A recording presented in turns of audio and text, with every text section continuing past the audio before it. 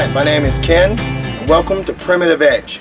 It's my new YouTube channel where we're going to discuss and review and demonstrate all different types of edged weapons and swords, from axes, machetes, the works. Anything that can cut in any way.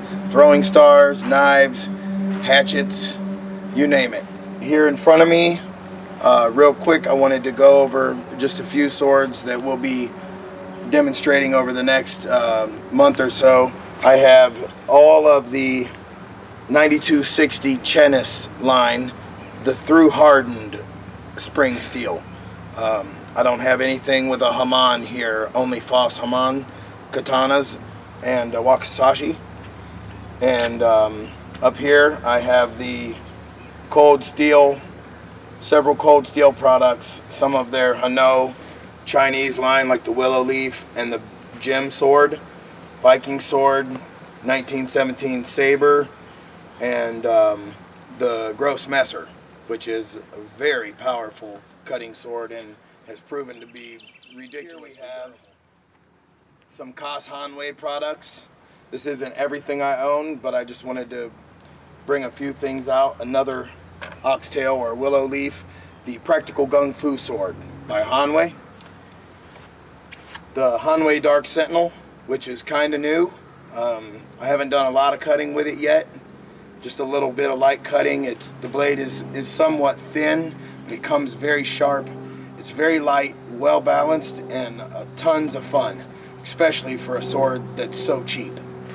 The Banshee Cutter, which is proven to be a great little sword. It's Hanwei's 9260 version of a what's called a Da from Southeast Asia. Extremely fast, balanced, and durable. We'll get into more of that and many more like it very soon. Here is the Hanwei Tactical Wakizashi and Tactical Tanto. Also 5160 spring steel, very, very nice. And the old trusty Ninjato. Very controversial sword. You can tell by the way I said it, there's many people that have a lot of problems with this sword. The square hilt has controversy. The straight blade, the way that it contours, everything has been controversial. It's been said that the sword comes from the movies, Made in America, or a Hollywood sword, a fantasy sword it's been called.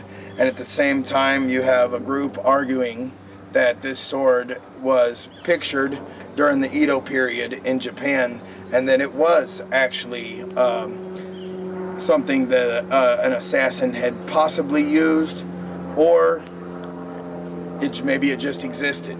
We really don't know. I don't care. I don't care one bit. I have lots of fantasy swords. What I do know about it is it's fast as lightning, it's razor sharp, it's super durable. And that's pretty much all you need to know, because I've had great success with it. It never falters. It can cut through things that swords twice its size have trouble with. So maybe every sword doesn't have to be curved to be great, because I love this little sword. And note, I even have the newbie back strap. Here's some of my Condor lineup. The ever popular Bush Cutlass, which I modified the tip. Some of you do know Condor's products. They're made in El Salvador. Some of you don't. I can tell you they're very durable. They come with extremely high quality leather sheaths, and they're springy, they're sharp, they're powerful, and they cost next to nothing. The handles are pretty slippery. This one's plastic, it's slippery. These hardwood ones, I normally put some sort of wrap on. Like here I have a plumbing tape that's quite grippy, and this is their, I believe they call it the Pirate Sword. It's much more similar to some of the old school 9-ring Dadao from the Chinese stuff, or some of the Chinese short swords, a little bit different variants, but it functions like a Chinese sword, and I really don't think it's a pirate sword. And here is their actual Dadao, which it functions very much like. It's balanced quite the same, very similar, except it has a beautiful double edge and stabbing point. We're going to get into lots of cutting with these. They're extremely powerful cutters. I've got a lot to say, and I have a lot to do with them.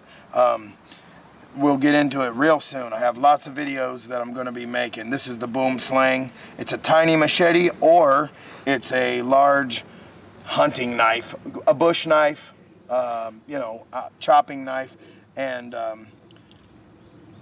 this guy here is incredible. We'll get into that another day. The Speed Machete. We have the Kershaw Camp Knife, 18-inch machete. It's been one of the most powerful cutting tools I've ever used in my life. It's like 60 bucks. I mean, the grip is incredible. We'll get into all that. Cold Steel's Cutlass. Cold Steel's Kopis. The Schrade Shabolo, which is not a bolo at all. It's more of a, I believe, a parang, but I might be right, or a barong. I'm not sure, but actually, I think this is the parang. Yes, this is the parang. This is the barong. They called it a bolo for some reason. I don't know. There's other videos talk more about that. I know that they're both powerful cutters. This one, for only being 14 inches, really goes through some stuff, and it's never chipped. It's been amazing. Right here is just a few of the windlass Steelcraft items that I own. All right, here in my small selection of windlass Steelcrafts products, I have the little Jambia, which is out of their Cobra Steel line, the Greek Laconia, and the Roman Gladius. All of these came very sharp. I believe they're 1075 high carbon. They're a high carbon, I know for sure, and they're spring tempered. They're great little cutters, very powerful, and I'm very happy with them. I'm going to start buying more windlass products very soon.